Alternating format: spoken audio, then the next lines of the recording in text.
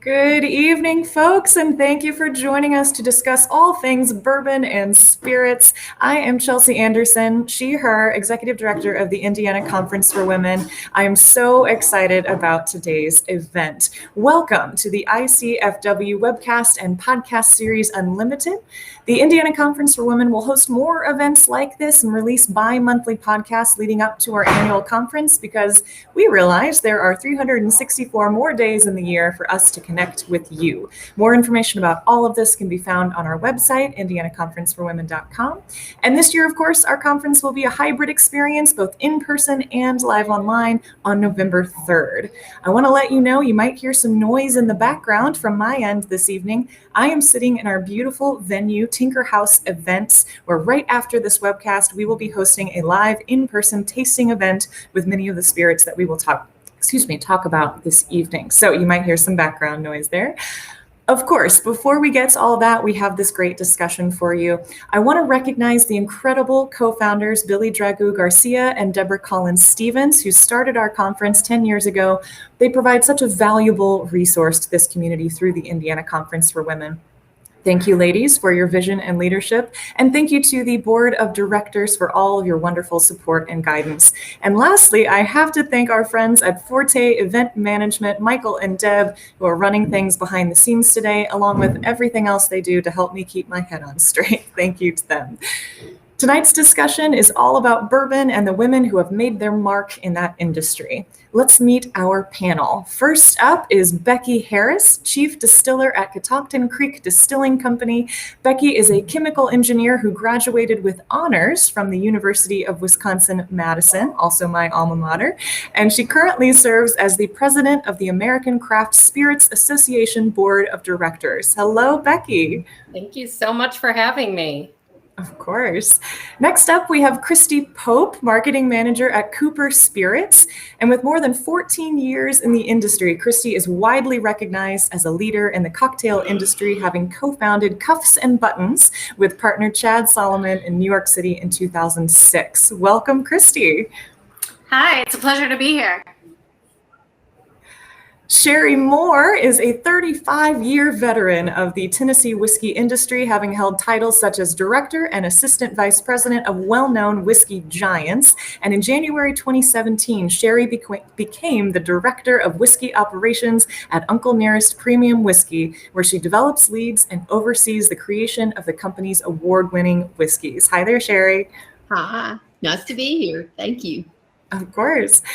And we have Amber Woods, who is one of the founding members of the experimental cocktail club Women Who Whiskey. She served as whiskey gastronomist first, pairing whiskey and food, and currently serves as the vice president of event planning and partnerships for the New York City chapter. Welcome, Amber. Hi, thank you. Great to be here. And of course, lastly but not least, we have Danny Smith, who is the marketing manager in Pennsylvania and New Jersey for Bren Single Malt Whiskey. Danny has more than 10 years experience in the beverage industry and currently focuses on brand building and supply chain and distribution for craft brands. Hi, Danny. Hi, thank you so much for having me. I'm so excited about this discussion. I am a new bourbon enthusiast in the last year or two, so I cannot wait to learn even more from you. I want to start out right now just hearing how we all got into the industry. So I'm going to go, Becky, to you first. Would you share with us how you entered into the bourbon and spirits market? My husband and I started our company back in 2009. We founded our own company. Our vision was to make Virginia rye whiskey specifically, which we felt was something that was really underrepresented in the market. Rye, as a fact, was underrepresented. So that was really our main vision, was to create a company that could do this. And I just feel so fortunate to have been in the industry as long as I have. Amazing. Christy, I'll come to you. Sure. So I started in 2001 as a bartender at Milk and Honey, become a legendary bar for kind of helping create the renaissance of the craft cocktail scene. I moved on, worked at Little Branch, which was a sister bar to Milk and Honey, and then in 2006 started my company Cuffs and Buttons, where I craft cocktails and consulted the world, and basically we're evangelists for the craft cocktail movement, of which premium spirits are a big part And then in 2014, I opened a bar in Dallas, Texas, Midnight Rambler. And then most recently, I've joined Cooper Spirits, where we have a great whiskey portfolio that we'll speak more about today. Wonderful. All right, Sherry, your turn. How did you get in this crazy industry? Well, my mother was raised in Lynchburg, Tennessee, so I think most Everybody people get that? recognize Sorry. the distillery there. And so my great grandmother wanted me to live with her while I was in college, and I said, well, if I could get a job, and she got me a job at Jack Daniels. So I ended up staying there and retired, and then came back to help the weavers. Oh, I love that. What a fun tale. Amber, what about you? So Women Who Whiskey started about 10 years ago, and it initially was just some ladies hanging out, drinking whiskey, and having a chat about what they thought about it and what they wanted to try. But the thing is, oftentimes when we would go to bars, there would kind of be this thought of like, can you ladies handle this? Like, you know, what are you like? There was a sort of like stigma, like little girls can't drink whiskey, which we did not like at all. And it turns out lots of women wanted to be drinking whiskey with other women and discussing it and not being judged by that. So as we kind of kept going out socially as a group, we're like, maybe we can actually turn this into a club and see who else is interested. And, you know, skip to 10 years later, we have about 30 chapters locally and internationally. That's fantastic. That's such an exciting thing. And I'd love to hear more about that, which we'll get to here soon. But of course, I need to hear from Danny. How did you get involved? Hey, very similarly to Christy, started behind bars, absolutely fell in love with craft cocktails, which inherently are always going to be serving craft spirits. And then 4 years ago, I moved from bar managing, beverage directing into working specifically for a brand.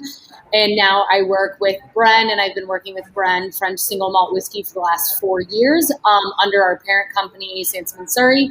So I represent 5 other craft founder-owned and operated distilleries as well, with Bren being one of my personal favorites and kind of the one that we're going to talk most about today. Awesome. We have such a wide range of experience on our panel, and I'm delighted by that. I'm going to come to Sherry first, though, with this next question, because I think you have the Kentucky experience, or nearby Kentucky there in Tennessee. Will you dispel the myth for us? Does bourbon have to be distilled in Kentucky? No. And it can be distilled anywhere. It has to be in the United States. So it can be distilled anywhere. Now, Tennessee, I'm kind of changing, but now Tennessee, the state of Tennessee in 2013, they changed to where Tennessee whiskey has to be made in the state of Tennessee. And 61, I think it was 61 on the bourbon. And I know Kentucky wishes that they had stated that theirs had to be made in Kentucky, but they missed their chance. But we learned from them. Well done, Tennessee. I can see that appeal there. That's great. Now, I want to talk a little bit, Amber, to your point of women going out into bars and maybe this being seen as a man's drink. Let's talk a little bit about that. I know back in 2015, Susan Riegler, who was the Bourbon Women Association president at the time, said, you don't have to have any special anatomy to enjoy a good whiskey. I think that's a good rule to live by. Mm-hmm. In your experience, have you witnessed that transition from a singular perspective to a much broader interest?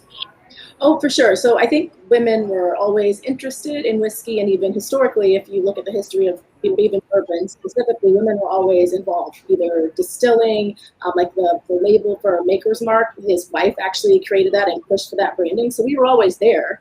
There was a period of time when women weren't allowed to necessarily be known for being involved in whiskey, and it was legal. And then obviously there was prohibition, and actually it was women who started prohibition ending.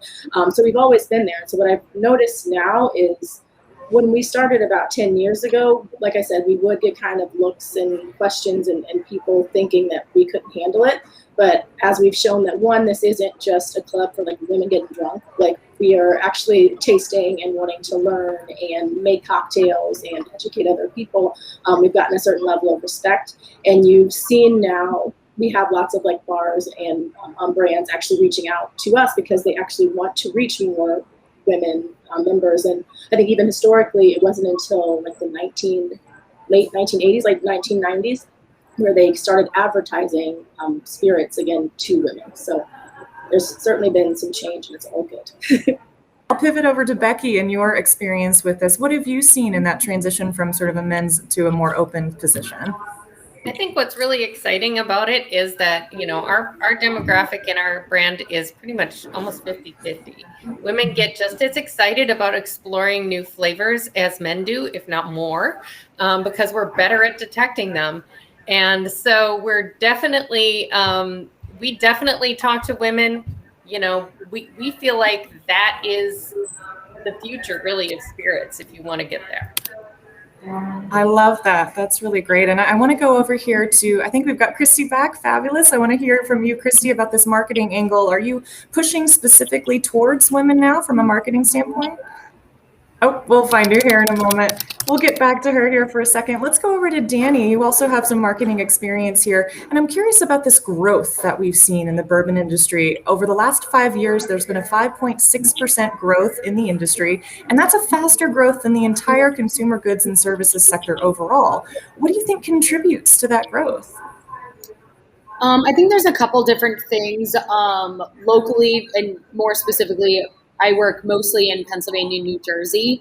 And really what I've seen is people going out to bars being more specific about using different kinds of brands, utilizing craft brands, getting those immediately on like a menu and into someone's hands. And then they're going to the store and buying those specific bottles. So really building craft brands and smaller brands and more niche and independently owned whiskeys in bars and restaurants first, and then that carrying over into the retail sector. So I would say that is how we've kind of always seen our brands kind of start, is like being bartender babies, getting them to kind of advocate for our brands and help support them, and then seeing that growth. So I feel like for some smaller brands, and again, more craft brands like what I work with, that's definitely where we've had our biggest growth, and then seeing that return on the retail shelf. I love hearing that. And this is a great segue into a question we have from our chat. We have Bill Yater on here. A question for Amber. Have you seen much growth in women-owned bars and Black-owned bars in the last decade, to Danny's point of sort of bar to the market shelf? And is this sort of a quiet revolution, or is this an opportunity for a bigger marketing promotion? I think it's an opportunity for a bigger marketing promotion. I think it started off as a quiet revolution, and due to basically the last year or two, it's gotten a lot less quiet. So I think it is a great opportunity. I have noticed even just in advertisements that I get locally, a lot more advertisements promoting women-owned facilities, Black-owned facilities, and I'm personally trying to support as much as I can locally to keep that going. And even throughout the pandemic, it was like, I can make my own cocktails, but I will go and get your bottled cocktail if it helps you stay open past the pandemic. So yes, so if you are interested in joining like the spirits industry, get in there now. Great advice. I think that was a really good time for that. And I want to talk a little bit more about that growth that we've seen. And Sherry, I'll pop over to you for this one. In conjunction with the industry's growth, the value of bourbon has increased nearly 12% since 2009. Why has some bourbon become more valuable in the last decade? Of course, I'm operations, not as much sales, but from my perspective, part of it is the consumers are wanting older whiskey. So the more you age it, then you add that cost to it. I do think on this growth, and I don't want to get off track, but the bourbon industry has had its ups and downs in the past. The American whiskeys, and we were high in the 60s and 70s, and then it leveled off. I think this one is different because we're all kind of united to get people to drink American whiskey, to drink bourbons, to drink American rye whiskeys. So everybody was kind of doing their own thing in the 60s and 70s. And I think, Becky, with your group, there's a lot of an awareness out there for supporting craft distilleries to discover about American whiskey. So I see this one continuing. I don't think it's a peak that's going to go away. No offense, but I don't think vodka is going to run in on us like they did in the 80s, 80s. And I think as people are getting educated, they're very interested in this process. And they're interested in hearing about bourbons and Tennessee whiskey and American ryes. So I see this as continuing. I think so too. I've seen quite a lot of that myself, and having just been new to the bourbon industry, I've even seen that in the last year or two. I want to talk to Becky a little bit, just because you have that chemical engineer side of you. Bourbon enthusiasts often search for specific bottles and expressions that are rare, difficult to find. What is it about that particular bottle that makes it so collectible? Mostly it's just rarity. There's a lot of buzz that builds for specific releases and specific bottles. Sometimes that bottle may be exceptionally amazing. Sometimes it's just in short supply. These that's one of the things I find most interesting as a consumer is trying to find the things that aren't there being hyped up, but find the next thing. Go explore, visit our local distilleries and our local breweries and wineries. I'm like, beverage alcohol to me is a big family. And I just want to go out and meet all my family members and try their stuff and support them because, we're all agricultural businesses. Where roots are in agriculture. And so if we want agriculture to be strong, if we want small businesses to be strong, that's really where we need to put our dollars. So I kind of see the rare hunted bourbons and stuff, and I think that's really cool, but I'd rather spend the $300 or $400 that people are doing that on maybe 5 to 10 bottles of local spirits than I would on a single ultra collectible spirit.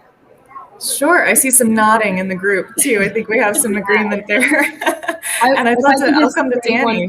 Yeah, just to kind of like full circle with the percentage of growth in the bourbon and the whiskey categories, especially like American made spirits. I really think like 10 years ago, you had your one spirit. That's what you drank. You only drank that bottle, whether it was a gin, a vodka, a bourbon. You just were like almost like a brand whore. That's just what you liked. It didn't matter what it was. Now it's really cool and exciting, and people get geeked out on, again, local, but also just buying different categories, trying new bottles, having beautiful back bars like Sherry, Becky, and Amber do right now, and building this like whole collection for your home, or building that passport at your local whiskey bar where you can taste through 50 different spirits and going through and kind of exploring your palate more.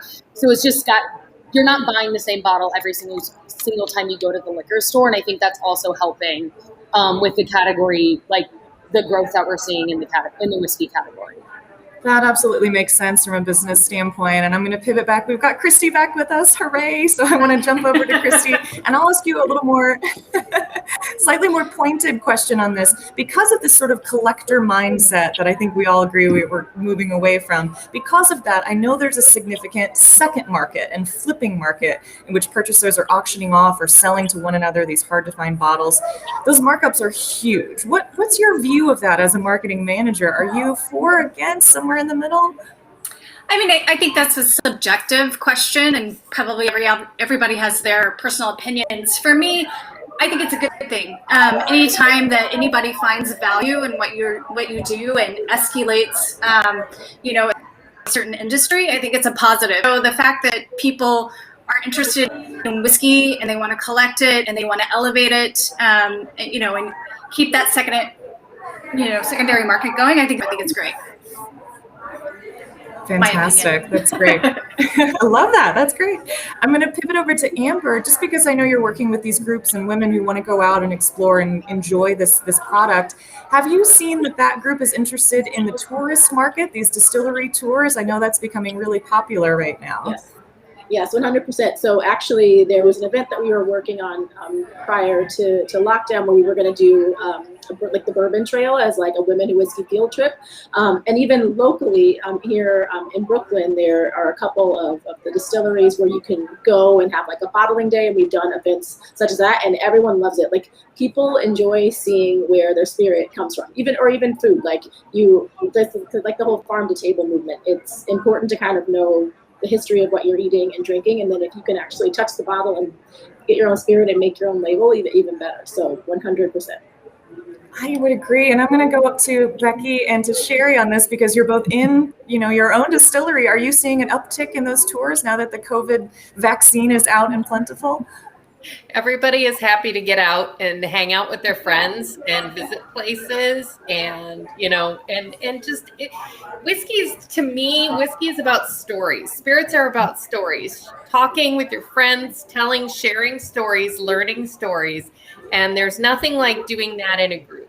Zooms are great. We'd all gone crazy without seeing actual faces other than our immediate family, but being with people is always part of it. And, when in the meantime we raise a glass virtually, it's still great to get out and actually explore. I can't wait to get back on the road again and start meeting people in person and sharing my spirits in person. And I can't wait. Is that the same for you, Sherry? Yes, and we just reopened our distillery tours June 19th. We're only open on weekends because of construction, but right now our tours are already booked till August, except for the self-guided. So I just echo Becky, people were ready to get out and see, and it is fun to see people again. I've kind of hung out over the weekends just so I could see some consumers, it is good to see face to face. Oh, I agree. That's why we're here tonight, for all these tasting folks out here. I can't wait to get in and taste some of these products. I want to pivot just a little bit. Sherry, you mentioned earlier exporting American whiskeys. There's a big push towards that. But of course, we have some international brands. And Danny, I'll come to you for this one. Are we importing as many international brands as we are exporting American brands? I would say, I can only speak for the ones that I work with or am close with. I feel like we're probably exporting more than we would be importing. But I do think that we're getting a lot more imports that we were 2 or 3 years ago. World whiskey, that entire category is on fire. So we definitely are increasing, but I would say if we had to compare the two, we're exporting more than we would be importing. Sure. Can you help me understand the difference in how those products are distilled? What makes an American whiskey or bourbon, and what's more interesting about another country? I would say it's all about technique and what is common practices in that region. So I think a lot of the Japanese whiskey that's coming out, a lot of it is very Scotch inspired. So those techniques are really, really parallel. So you get some similar flavor profiles or similar stylistics, which would blend very similar flavor profiles. But then the craft Irish whiskey movement is also really big right now. And there's a lot of really cool Irish whiskeys coming out that taste nothing like what we're used to thinking Irish import whiskey would taste like. And then, I work for a French single malt.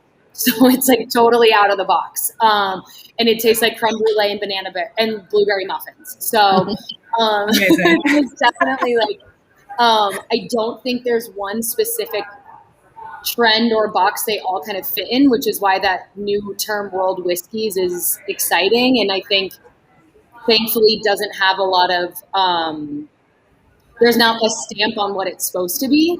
Which is pretty cool, and also is helping consumers self-educate by not thinking everything that comes from outside of the U.S. is going to taste like a Scotch. It's a good education. Thank you for that. Yeah. I want to talk a little bit about cocktails as well, and Christy is our cocktail queen, of course. I know that spirits are more versatile than perhaps they can be perceived. How has this renewed interest in cocktail culture helped the industry as a whole? Sure. I think what was considered the second renaissance of cocktails happened in the early aughts in 2000 and beyond, with the previous golden era of cocktails being the late 1800s into the early 1900s.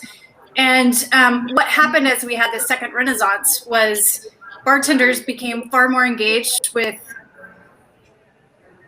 recipes from yore, so to speak, so creating new ones of the day. And reaching for bottles that they read in old books. So earthing certain spirits, for instance, we can use American rye whiskey as an example that had almost fallen off. The category of rye had just almost dried up.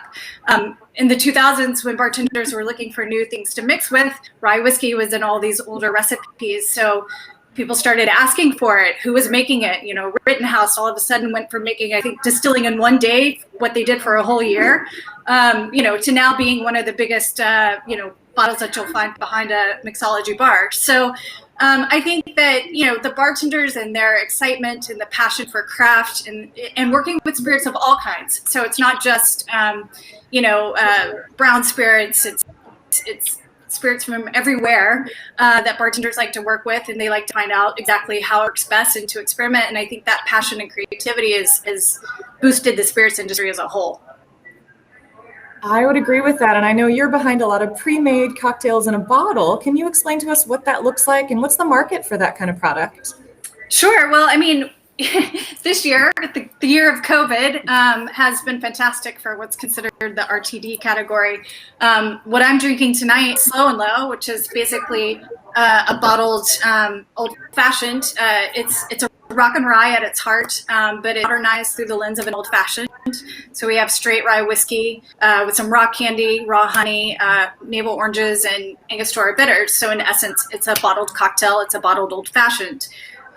We have some new line extensions coming out within the year, but you know, I think right now it's the beginning of kind of that RTD craze, and we're seeing a lot of creativity. I think what works best in a canned or bottled sense in this RTD way are your more stirred and strong style drinks, using sour mixes or citrus in bottled cocktails.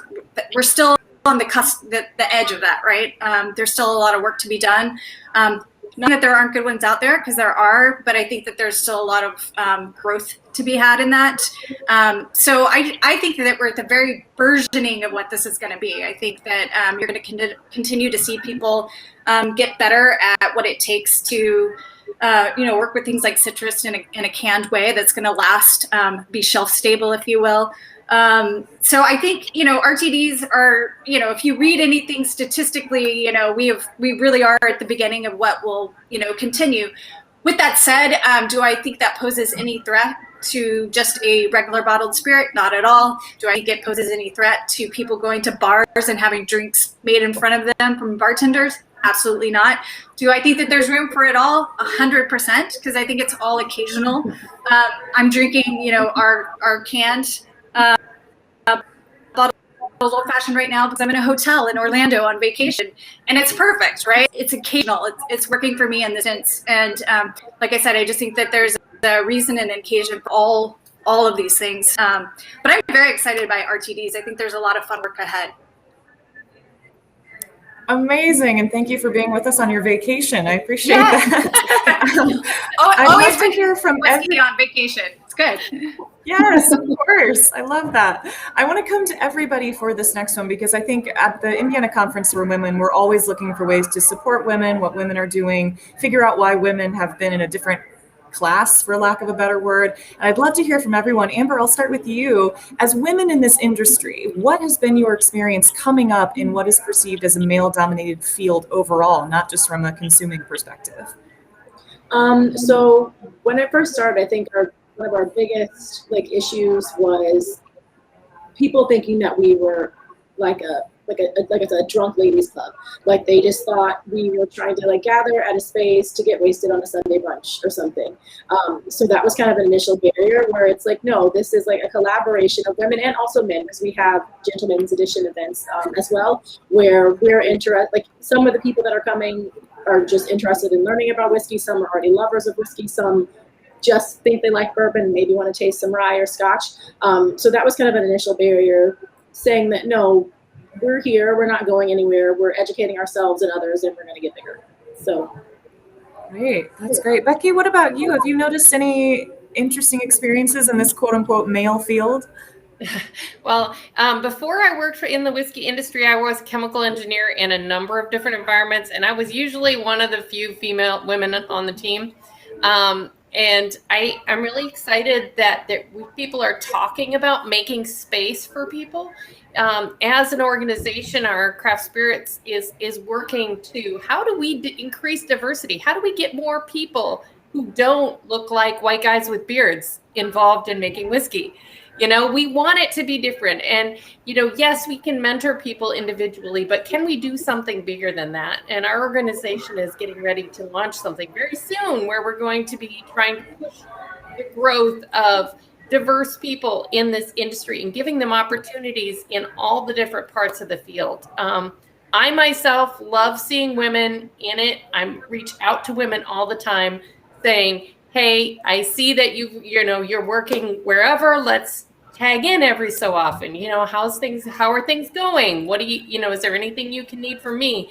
Visit each other. Sometimes just being with each other means so much, because when I started in 2009, I was running my production, raising my children, and I didn't know. I knew of a couple women who were out there. They might have well have been on the moon.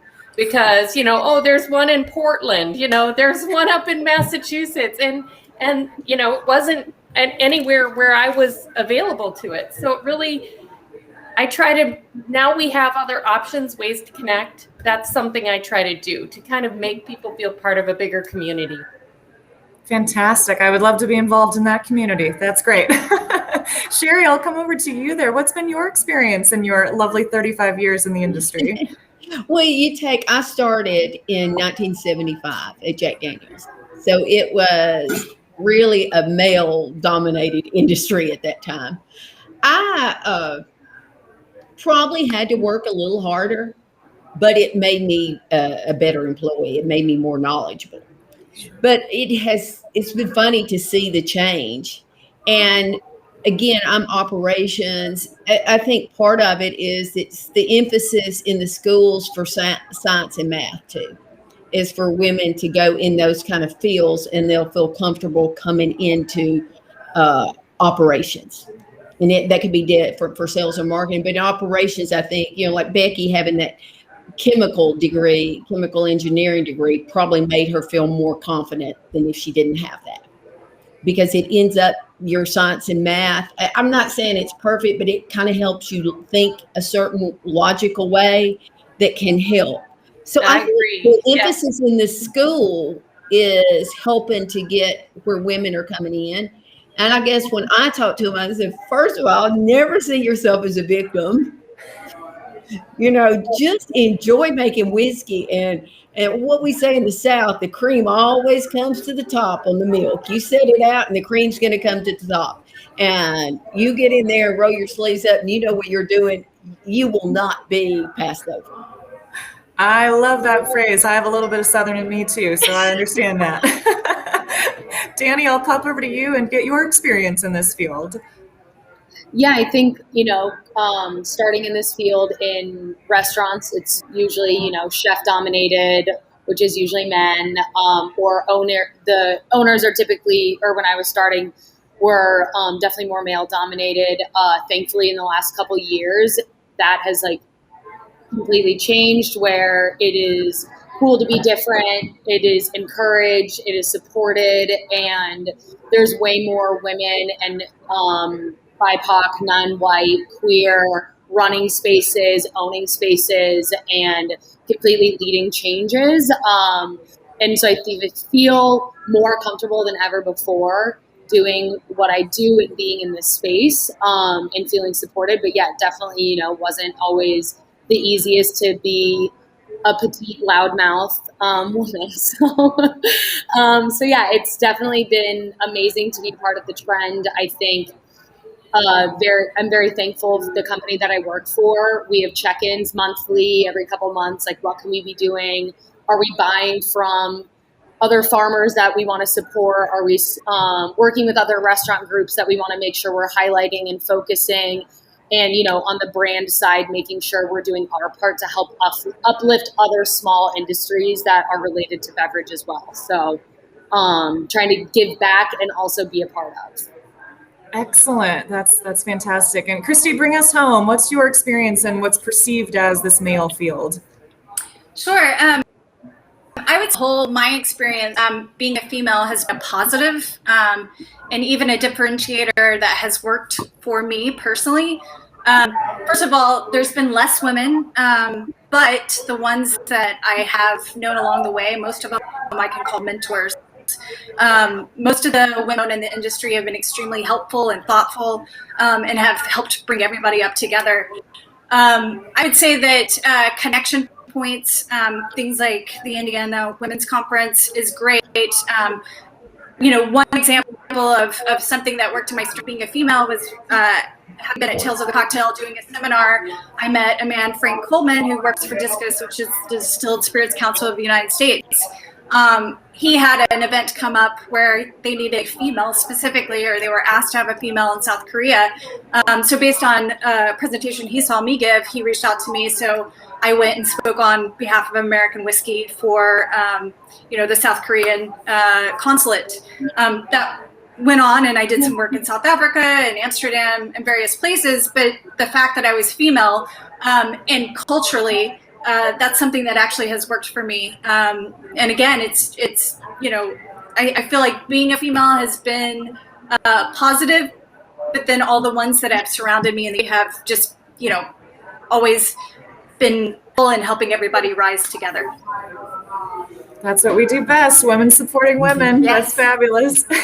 I want to bring in another question from Bill here in our chat. Do you see some equity with women in the state-run liquor control groups? And I'll take a hand here, anybody who might think they have an answer for that one. State-run liquor control groups like control states? Yeah, Bill, if you're hearing us, if you can clarify a bit there, we'll get to that question. I think it's an important one. In the meantime, let's have some fun. Let's talk about bourbon itself and enjoying bourbon. I'd love to hear from everybody. Give me your top 3 favorite brands or favorite expressions that you always keep in your home collection. And Amber, I'm coming to you first. And I was like, oh crap, what do I have? Can I just point to bottles? Yeah. So we have some Bullet. I usually keep Bullet for mixing cocktails. It's good entry level price point. I like the flavors. I'm a big rye drinker, which is why I paused for a bit. I'm trying to think. Let me review my bar, and I'll give you 2 more. She'll come back to us. Sherry, what do you think? Well, for me, of course, I'm going to have Uncle Nearest. I'm going to have Jack Daniels. I am going to support my Tennessee whiskey. And Yes. a lot of times I will keep Maker's Mark just because it's wheated. And for somebody that's not used to drinking, it's kind of a good gateway to me. That's fabulous. Danny, what about you? So I would say Koval is definitely up there for me on American craft whiskey. Their 4-grain is absolutely one of my favorites. Their millet, their oat, I'm I could drink any of those. Sorry, 1 second. Those I usually have at least 1 or 2 bottles of Koval at my house. I would say as somebody who lives in Pennsylvania, Rittenhouse Rye, we got our roots here. That's an absolute classic and staple for me. And then third, I would say I do drink a lot of Widow Jane bourbon. So that would those would probably be my 3 that I usually always have kind of rotating at home. Fantastic. We have some Widow Jane here tonight for our event, as well as Bryn and all kinds of different things. Cooper Spirits, we've got your Rock and Rye here. Becky, how about you? Top 3 favorite expressions, favorite brands? Well, Catoctin Creek, my brand, is absolutely always on my bar. Always. Several different expressions. But in addition to that, I do have some bottles of Uncle Nearest. I have some Bren. I also love blended. I do love a great blended scotch. I find that Compass Box scotches are some of my favorites. And so I generally like to see what's new in there, but I generally don't go to the top. I can't afford all those super high priced bourbons, but I do find that a good bottle of Buffalo Trace or Elijah Craig, when I can find it, is a nice thing to have on my bar as well. Great. Yeah, Christy, when you're not traveling, what do you keep on your bar at home? Sure. So we're really lucky at Cooper Spirits. We have a lot of high-aged ryes under our lock, stock, and barrel brand. This year we came out with a 20-year-old rye, which is wonderful. And any one of those expressions are always on my bar. It's funny. Becky mentioned Elijah Craig 12. That's like an absolute staple for me. That was our house bourbon at Milk and Honey in the early days. And I have such a love and affinity for it. And then I will give a shout out to Uncle Nearest because I think it's fantastic. And I tried it when I was in South Africa doing spirits on behalf of, American whiskeys as a whole. So, I mean, there's so many great whiskeys, so many great American whiskeys. How can you choose only 3? That's a fair point. That's true. Amber, did you find some for us? What do you have back there? So even though it is 90% rye, I have some Woodford Reserve and Basil Hayden bourbons. And Very there's nice. a whole lot of rye and a whole lot of Irish whiskey. And then there's stuff in storage. We won't even go there. Yeah. Oh, I'm envious. You all have such great collections. This is fabulous. I do want to jump back over to our question from Bill. He did clarify for us. He's mentioning that state-run liquor boards like Ohio, Pennsylvania, other states where the state government runs those liquor stores and distributors. Are you seeing some equity in that space with women in those areas?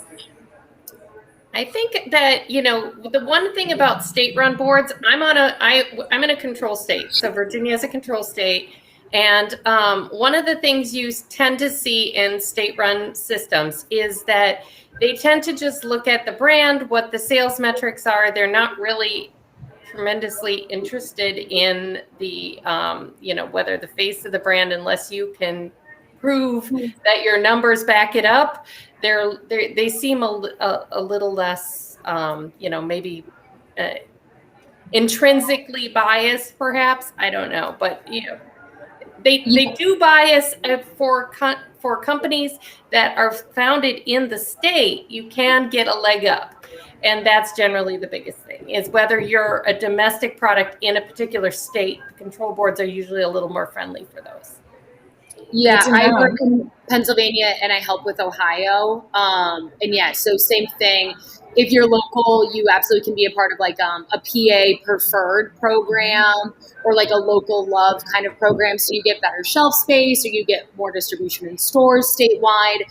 But for smaller brands coming in, they're really looking at profit margin and they're looking at how you're doing in surrounding states. They could give a shit less like who the face is, what the story is, how good the juice is. What are your numbers? Yes, it's very, very much a numbers game.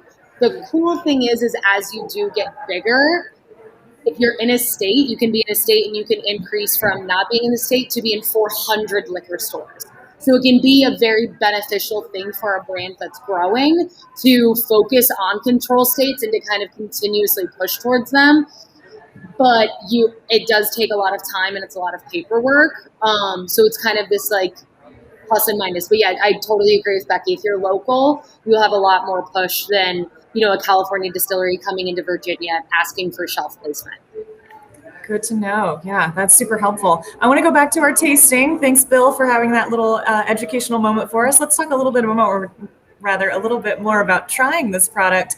We do have a question. What sort of cocktail would you recommend if someone finds a Manhattan or an old-fashioned too sweet? And Sherry, I'll come to you first.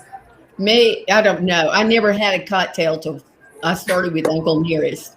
Amazing. And my years in Jack Daniels, I was a teetotaler because I kept my palate just for tasting. So I am no help on cocktails. You're amazing. Christy, our cocktail queen, what do you think? Oh, I think that there's so many great cocktails right now that have the inclusion of bitter agents in them. Something like a Fernet Branca or even like a Boulevardier, which is a variation on a Manhattan, but it has, the inclusion of, more bittering components would be great. Yeah, that's one of my favorites, a Boulevardier. A friend of mine made one for me and I'm hooked now. Amber, do you have any cocktail suggestions that might be a little less sweet for folks?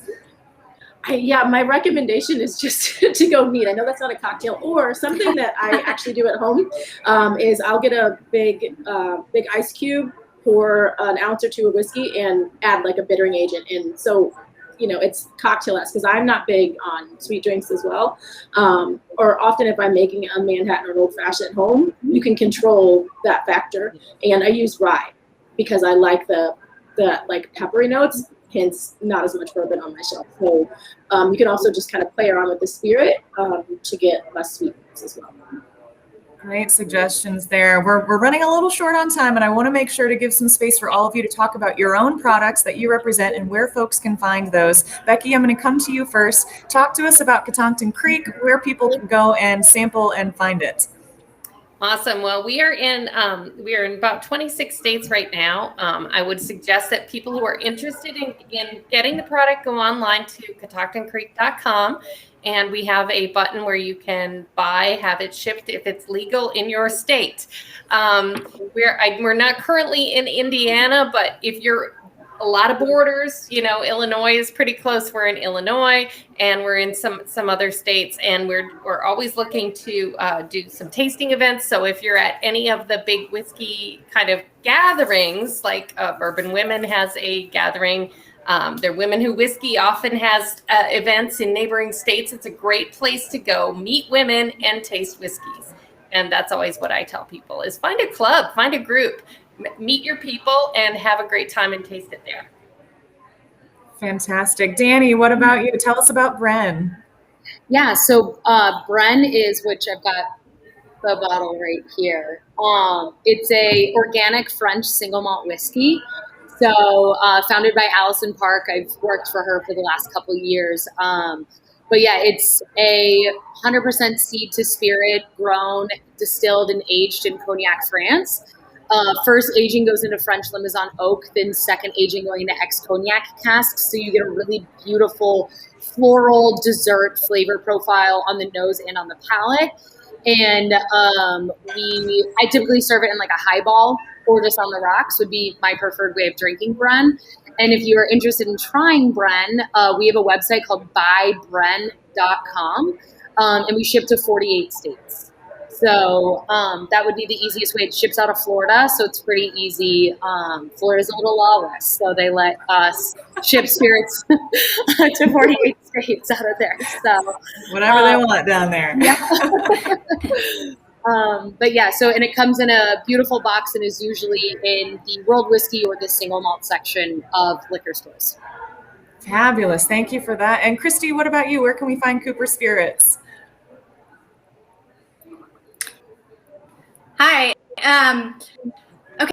So I'm drinking out of hand today, as mentioned, our 100 ml Low and Low, which is a bottled and rye old fashioned.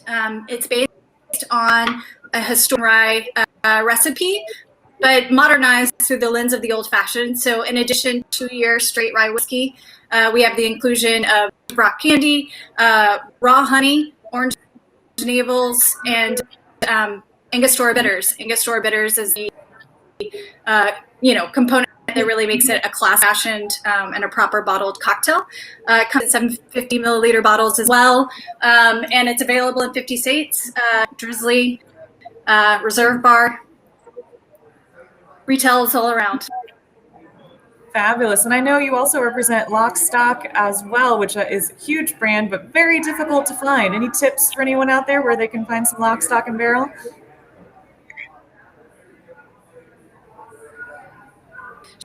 Sure. So, Lock, Stock, and Barrel is an allocated brand. It's a very limited release. As mentioned before, it's a high-aged rye whiskey, so we only have so much. Also, 50 states, I would ask your local retailer, anyone who has a more discerning bar or spirits enthusiast will know where to find us. And then you can always check out our website at lockstockandbarrel.com. Fantastic. Thank you. And Sherry, what about Uncle Nearest? Uncle Nearest, we're in all 50 states, and our website is set up to where you can also purchase online. And we've got our 1884. It's 93 proof. I recommend it for cocktails. And then we've got our 1856, and you can use it for a cocktail, but I think it's just good, neat, or just to sip on. And the one thing I will say on the cocktails, I love old fashioned in those. I have discovered them because you work so hard to make this whiskey that I think it adds to the flavor rather than covers it up, an old fashioned in Manhattan. So I appreciate all these good cocktails out there. I'm learning these. Oh, good. That's great to hear. And Amber, anyone who wants to get involved in Women Who Whiskey, how do we do it? You just go to our website. So it's womenwhowhiskey.club. And like I said, it's for ladies and gentlemen alike. We have some gentlemen events. Depending on the chapter, they may have already started doing live events again. We have a couple of virtual events that are being launched in New York City, but I think it's open to all the chapters. So if you go on the website, create a profile, you'll start getting our emails, just a calendar on there. And yeah, we look forward to seeing you hopefully in person soon. We have 30 chapters, including our international chapters. That is amazing. I know we're all very excited to get back out into the world and doing a little bit here. And I want to thank everybody so much for giving us your time this evening, telling us all about this fabulous thing. I'm sure we could talk for hours on end about how whiskey works, how bourbon works, the industry as a whole, but this has been really educational. I want to thank you. I'll thank you to our exceptional panelists, Becky Harris, Christy Pope, Sherry Moore, Amber Woods, and Danny Smith. And thank you, of course, to Deb and Michael Rocafort for keeping things running behind the scenes. This was a great conversation. I will say that you can find links to all of these companies and the ladies who represent them on our website. Just go to that Webcast resources page. You can click right there and buy from online if you're able to do that with these different brands, or figure out where you can buy it in person. Of course, we want to welcome you to our next event, our next webcast, which will be on September 9th. And we're focusing all on women in industrial trade. So slightly different topic, something very interesting.